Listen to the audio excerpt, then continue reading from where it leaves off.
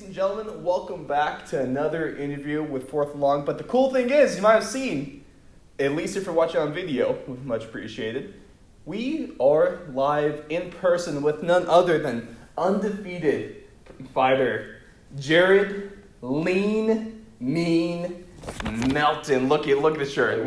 Oh yeah, that's a good looking shirt. Right on. Hey, thanks for letting me into the humble abode of the. I mean, nothing like the little garage MMA gym. Oh, right? yeah, the Fight Garage, man. This is a good place to be. That the official name? Well, we go with the garage, the Fight Garage, but it's home, so whatever it gets billed as, we're happy with it. So whatever you're feeling that day, I guess, right? For sure. But if for those that don't know, Jared Melton, 3-0 fighter. He's got a start in 2020. 3 finishes, 2 in the first round, and the 1 in the second. I mean, talk about crazy. This guy's a wrestler. But he's 2 fights into his MMA career. Second fight, Darce choke. I mean, who pulls out a Darce choke in their second fight? Who has that kind of confidence? And where did you even get that from? How did that come up? Because you see UFC guys. I mean, when do you see a Darce choke besides, like, I guess when Vicente Luque's fighting? Yeah, it's got to go to my credit and my cornerman, my great coach, Brian Weber. He really helped formulate that game plan, and it wasn't necessarily the game plan, but just showing that kind of wrestling front headlock series from the Darce to the Anaconda choke, and it was just kind of one of those things where it's like hitting the practice room, multiple times with junk, and then when it was there, it was sprawled out, hit it, and it was just a great time to be able to finish it that way. Oh, that's awesome. And then, I mean, sometimes it's some of those transitions and the submissions that just kind of come naturally and comes with time, but you haven't really, I mean, span of everything for a move that comes with a lot of time and experience, you haven't really been doing this so long. So when did you get your start, and kind of what got you going in MMA? Because I know you're a wrestler, and then so you wrestled and transitioned to MMA from that? Yeah, so I started out, I would say, this fully July of 2019. I had a really good buddy and a good family friend in Brandon Mendoza, and he was working over at Element Athletics, and he ended up, just kind of like overall time just talking back and forth to each other. And he's like, "Yeah, to come in, dude. I really want to work with you." He's really good with his hands and really good at striking. I'm pretty good at grappling, so we ended up working together, and I came in. And I just kind of fell in love with it, found a family, and found good people to surround myself with it. And just meeting Brandon Mendoza was a great start to it. So he told me the best place to grapple at the time was GB, Gracie Bar, Boise, and still got a great relationship with them. And I ended up meeting my now head coach and grappling coach, Brian Weber, and it's just been a good matchup of Brandon and Brian ever since. That's really Double B's getting the job done there. Yeah, for sure. I mean, also for those that don't know, I mean, I guess it's a little obvious. We'll put into perspective. I'm about 6'3", so obviously you don't really expect a bantamweight fighter to be able to stand up like this, but a 6-foot fighter, so obviously that has to be dangerous when it comes to the ground. Also in the striking, be able to keep your range too, because a lot of the guys in the bantamweight division, normally a little shorter guys, normally they're not 6 foot. No, so what has it been like trying to learn and kind of hone in your height and use that to your advantage? It's been really awkward, as far as striking goes, because someone told me the other day that I had the least natural ability when it came to a striker they've ever seen of anyone that wanted to fight. The awkward of a shout out to Leroy Hayes. He knows what he said there, but we've improved since then. But just kind of learning to get long, learn that I'm not going to be able to sit in and trade in the pocket like those other guys. Yeah. As far as wrestling goes, it's kind of been with my grappling, it's been something that I've been having to utilize ever since I started wrestling, and so it's been that's been more naturally using my jiu-jitsu to come in with the height. But then the striking's just been a little awkward, but we're getting to the point where I feel very comfortable using my length and my size as well. So. Well, it makes sense because your first 2 fights were by submission, then your most recent fight, the third one, was a knockout due to the striking. And so sure. How good did that feel being able to, I mean, you got your bread and butter in your first 2 fights. So that's what you felt most comfortable with, and that's what you got the finish with. But so what was it like being able to transition, develop that striking game, and be able to get your first knockout? For sure. Well, the third one was still strikes by on the ground, but my first two fights, I think I landed I would say like 4 total strikes the first 2 fights. And so a lot of grappling, right? Yeah. And then that third fight, I think I landed like 40 strikes. So it was good to finally get my hands involved, you know, because there were some people talking like, you know, you're going to have to be able to like get hit to be a fighter. And so it felt good to swing, it felt good to hit, and felt good to always get the W. So. Of course. Well, at least you have the built-in excuse within the first couple fights where they didn't really go that long, so you didn't really have too much time to hit the guy. Yeah, it's always good to get out of there, right? Like, you know. I mean, keep the face pretty. Yes, keep the fight short and not getting paid by the hour. That's for sure. Of course. Let's just get out of there and let's get to the rest of the night. You know what I mean? Of course. And with your whole career, what's it been like? I mean, obviously, everyone knows Point has been absolutely beat to death over the last year or so.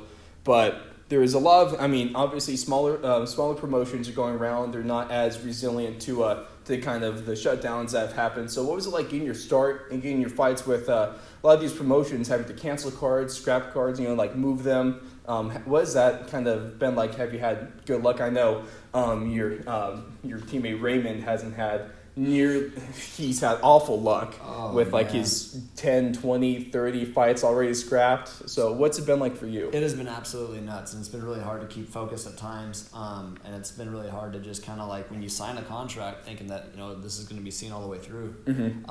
I first signed to fight in March of 2020. And then obviously March of 2020 is when all this happened. Yeah. And so that fight got scrapped. And then I wasn't able to get one signed until like August. Then it got pushed back a week before weigh-ins. And then it became September. Finally able to fight. Scheduled one for October.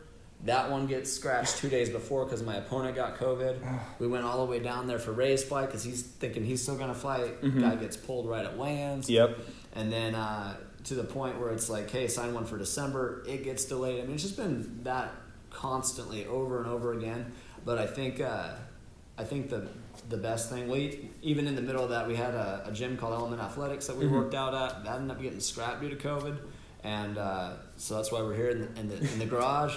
And so it's just been a really long process, but it's taught us to be patient. It's taught us that, you know what, you don't necessarily wait till the iron's hot to strike. You make the iron hot by continually striking it, getting better every day, and. You know, we've had many times where it's like eventually we're gonna fight and we're gonna be able to use these techniques, but for right now, let's just enjoy our time and keep getting better. Exactly, I'm sure probably got tired beating up on each other all the time. It's probably nice to fight a new guy. You know, my background's in football, so all the time the coaches talk about when the season starts. So we finally hit a guy with a different colored helmet. So I'm sure it's kind of a similar feeling there, being able to get out of camp and be able to get out of just training, be able to actually go. You know, put everything to the test with the cage war locked behind you. For sure. Be up on the new face. For sure. Ray and I are always joking that it's funny because it's like when we spar other people, we get so happy because it's like it seems like we know exactly what we're gonna do. He's got so much power. I got the height, and we just kind of like play back and forth, and it's like the same exact thing every single time. And so it really is nice to be able to get out there and compete. And maybe that's why, you know, Ray's first fight was 18 seconds, just excited to get out there, right? So it's just been really fun. Are we going to credit you to that 18-second finish? What's that? I wouldn't say. I think that's genetics and Ray's big build. So Ray's also a little bit of a freak too with some of his fights there. For sure. I mean, 2 fights in are looking for great. For sure, yeah. But also, so every fighter, every athlete, they have a why. You know, there's a why they come in, they put in all these hours. MMA is a brutal sport. It's one of the harder ones, arguably the hardest one in the world. A lot of sweat, a lot of blood, a lot of tears, a lot of effort, a lot of time. And so you got to have something that keeps you going, that keeps you motivated. So what's been your why? And also, I know that there might have been a little more of a recent one that's come up if you'd like to go into that. Yeah, for sure. You know, in the beginning, I felt like this was...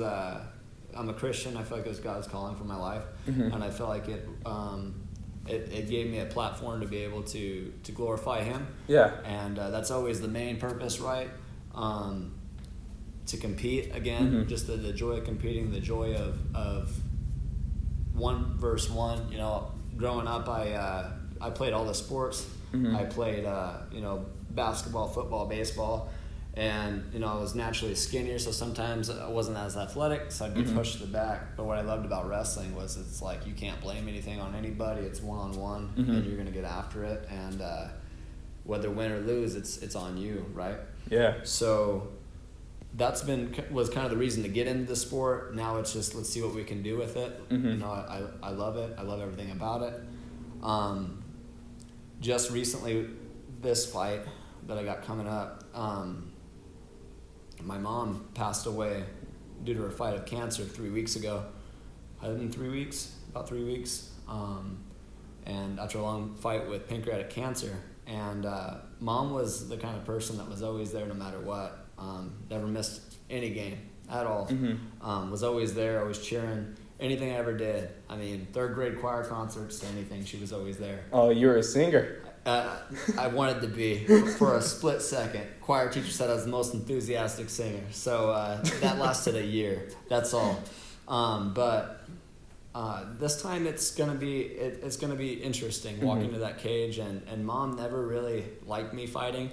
She was always supportive of it, but it was always, she was always there, right? And so having her not be there is gonna be a little rough. But I'm definitely dedicating this fight to my mom, and going out there to make her proud, and we'll see what happens. Yes, sir. That's beautiful. Obviously, there's going to be a little bit more going on with you inside the octagon.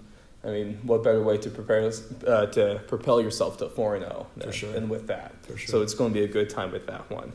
And then another question here is, so obviously you're primarily a wrestler. That's what we've gone over. But if you can go back, or if you couldn't wrestle, they just couldn't, hypothetically took that away from you, what do you think your main strategy going to that cage would be? Oh, it's always going to be grappling at some point in time. But I really fell in love with just the long game of striking. It's just been really fun to just kind of keep long, make sure, you're relaxed, and kind of fell in love with like watching, Sugar Sean O'Malley, watching him pop that jab out, right? Another lengthy bantamweight. Yeah, you got to go for the tall skinnies, right? Right. I think I prefer your hairstyle a little bit better. Yeah, for sure. His might be a little bit. It's fun. It's fun. He's doing something right. As long as you're a Sean O'Malley, not a Chris Moutinho, I guess. Yeah, exactly. Sometimes you're going to be both in life, and that's exactly right. Sometimes you're going to be the winner. Sometimes you're going to be the loser. Yes, sir. But I like the length. And just keeping long, it's been a lot of fun to just kind of learn that aspect, and that has really made me fall in love with martial arts just as a whole, because wrestling's such a grind every single day in the practice room, and then to be able to go to a point where it's like, let's relax a little bit, let's learn a jab, okay, let's learn a roundhouse, let's have be a little bit more relaxed approach, and that's kind of something that martial arts has just taught me more in general than wrestling has. Just kind of relax a little bit. It's been really good. That's a good one there. I mean, wrestling is so frantic almost at times. I mean, we see, the professional bantamweight guys and the flyweights. The wrestling and the ground game is just lightning fast. For sure. You can be able to kind of take things slow and get, kind of be a little more patient with your strikes, land one when you can. Be a little get a little movement in there. I'm sure it's kind of almost two different paces you're going at there. So it must have been a little bit of fun one to try to get used to the rhythm and the timing, because obviously both might be at different ends of the spectrum depending on what's going on. Yeah, I just remember so many times, ending a drill and just being completely exhausted, right? Because I'm like, let's grind, let's go hard, let's go hard. And it's like, it doesn't have to be that, you can kind of get creative with it. You can, be crisp with it. You don't have to be, rah, rah, rah, rah. And so it's insane. I'll get down to the sparring round now and take, a good couple of breaths. But then, when I look at myself doing a 2-minute drill, I used to just be completely exhausted. It's just learning that different pace and learning how to blend the two in a beautiful sport of MMA. So, at least with wrestling, you probably had pretty solid cardio base. I know my limited time with wrestling, all we did was run, and I was like, oh, when are we going to wrestle? And coach was like, when you're done running. Yeah. I mean, it's a tough one, man. But obviously, wrestling, you see with a lot of the professionals, either it's jiu-jitsu or it's wrestling. So you got a really good base. This is what it provides. And with that striking coming along now, it's going to be exciting to kind of maybe mix everything, pull it all together in this fourth fight coming up here. For sure. And the coolest thing about the way I was brought up in wrestling is I was brought up in one of the best programs in the state. Columbia over there in Nampa. It's got a great head coach, Todd Cady. And every year their first, second are in the hunt for a state title. And I really credit a lot to my wrestling, that mentality to that team. And just that whole entire, I feel like my life is just completely formulated the way it should have been from having that kind of mentality that I feel like wrestling almost saved my life to a point, and then getting into a team where it's like it is a grappling kind of room, and it's wrestle first and then jiu-jitsu second, and so learning the beauty and the mix between the two. And on top of the wrestling, I did cross country and track in high school. So you're crazy for the cross country, yeah, man. Long distance running. No, you guys are So- no. I was a thrower. I looked at you guys running all practice and thought, why are they doing that? For sure, it's a tough sport. Everyone kind of dogs down on the long distance running, but it's incredible. It makes mental freaks. It really does. So I mean, marathon runners, they do that stuff for fun. I go out and run the mile, and like this isn't fun. So you go ahead and you run over 20. I'm like, I don't know why you guys are doing that. But for sure, it makes conditioning a little easier sometimes when you learn to love it, right? Exactly right. And then you said that wrestling saved your life in a way. Would you be able to go into that a little more? Yeah. So I feel like really needed a lot of outlet. Had a lot of anger as a kid.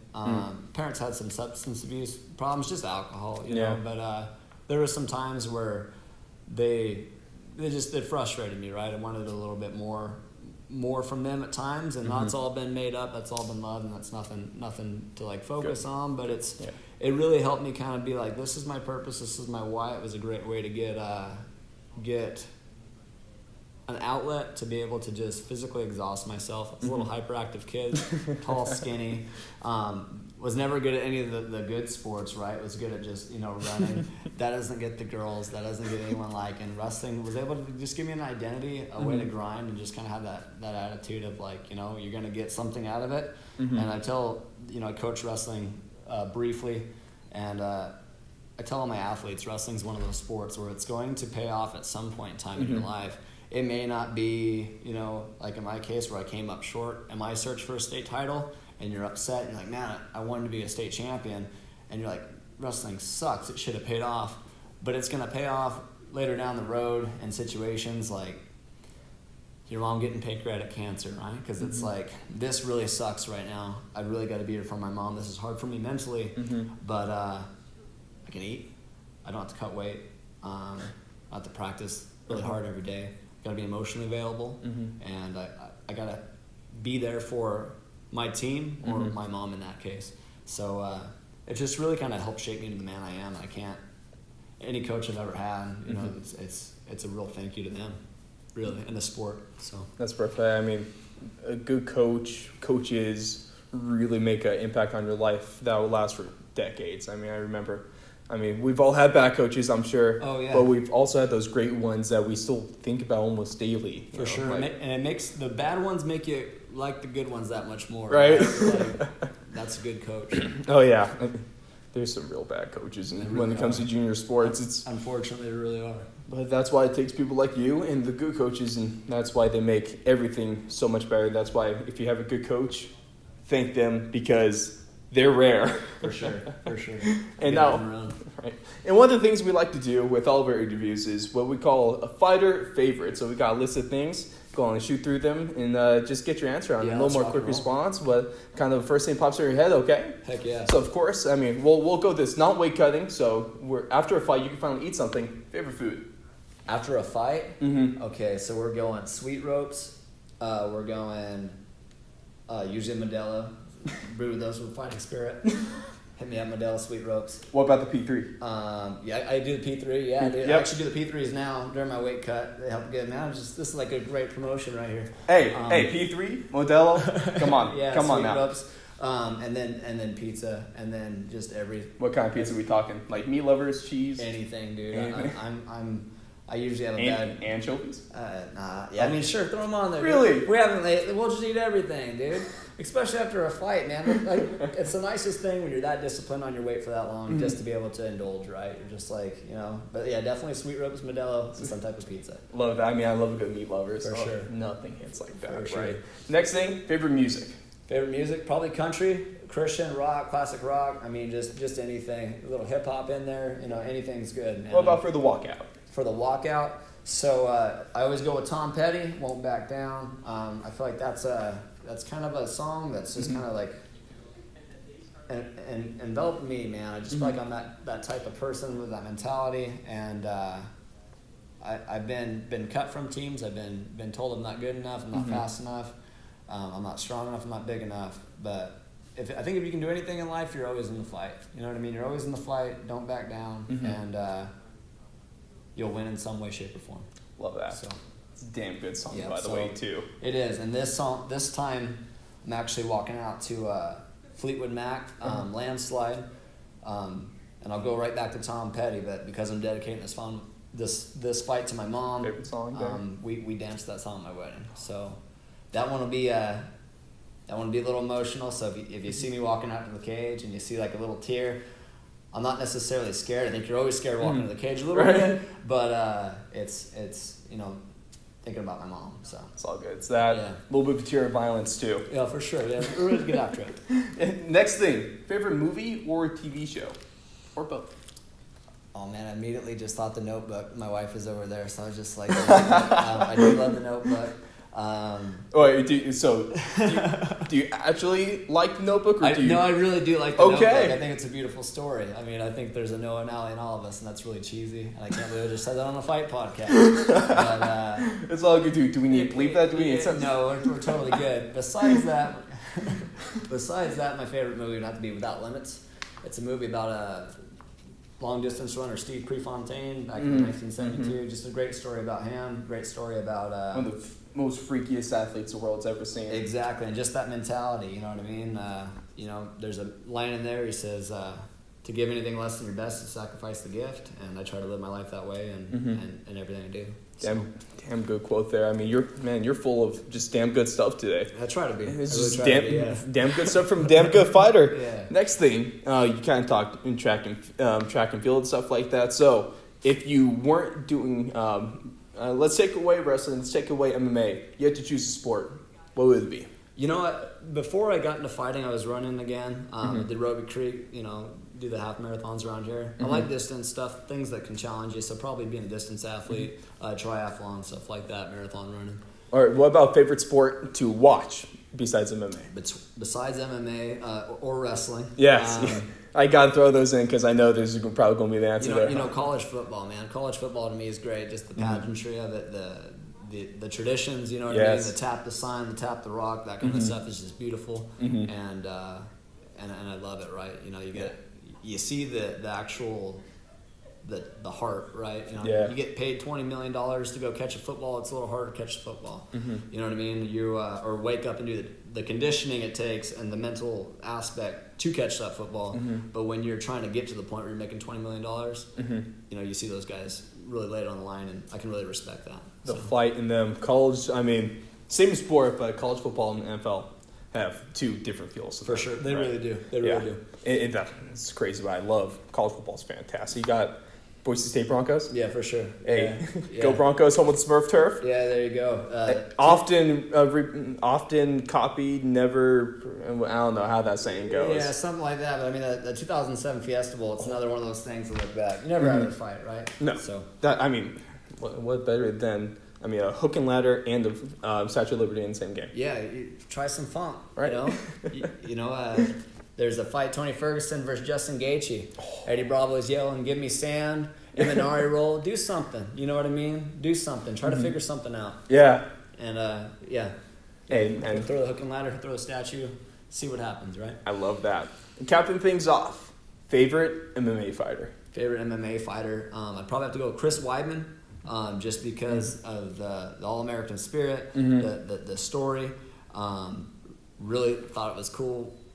Growing up watching Anderson Silva, right? Like, this guy's unbeatable. And then this American guy, we all go for guys that are look like us and from the same country, right? It's true. And he went out there and just found a way to win, got a shot when he needed to, and then had a decent career, and hopefully he heals fast from that broken leg. But that second surgery was brutal. But I mean, if he's not back in the octagon, hopefully the UFC gets him on commentary, because that guy's so damn well versed in the sport. For sure. Very, very well versed in everywhere, and a wrestler. So that helps. Come on, an all-American wrestler. Yeah, exactly. That is good at striking. Yeah, exactly. Come on, I mean, what better to do? But ladies and gentlemen, it's going to do it with Jared. Oh, I feel like Bruce Buffer when with the card out here doing the name. It's good, dude. Jared Lean Mean Melton, baby. I had to get up for that one. I'll start my career soon. All right. There we go.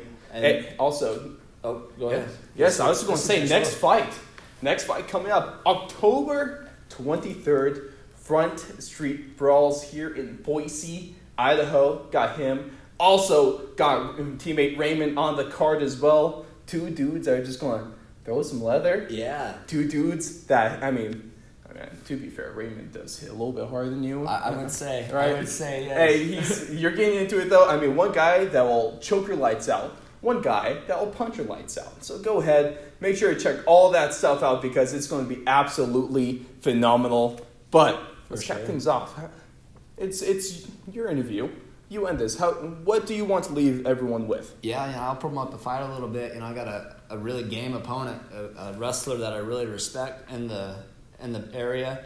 He wrestled at Milton High School, was a state placer as well, Tristan Hutchinson. A very game opponent. It's going to be a lot of grappling. It's a great display of what Idaho wrestling is, and I'm very excited to just see what happens. Great gym and team, no excuse, and I feel like it's going to be a very game fight. Very exciting card. If you like local MMA, please check out this Front Street card. It is stacked. You're talking about Ricky Steele. You're talking about Daryl Flores. The best fighters in the Valley are going to be fighting, and I'm just really excited to see it. I'm excited to be a part of it. My first fight at home. Please check it out. Thank you to my sponsors, Kamikaze Apparels, Oxblood Commons. Can we find the shirt anywhere? You can't, but we're gonna be working on that. It's going to be soon, so just keep it tuned here. We'll be shouting that out, of course. For sure, IBW Local 291. I think we're good with the sponsors there. But just P3 Modelo. P3 Modelo. The next ones. And Sweet Ropes. Sweet Ropes. Yeah. Ladies and gentlemen, thank you so much for joining us here today. It's been a fantastic time. It's been a great time. It's been so good to get to know you, to get to meet you. Also in person, can't really be being in the gym itself, right? It's perfect. It's perfect. It really is good. MMA good experience is built. I mean, we see all those big gyms. You got Alpha Male. You got AKA. You got Top Team.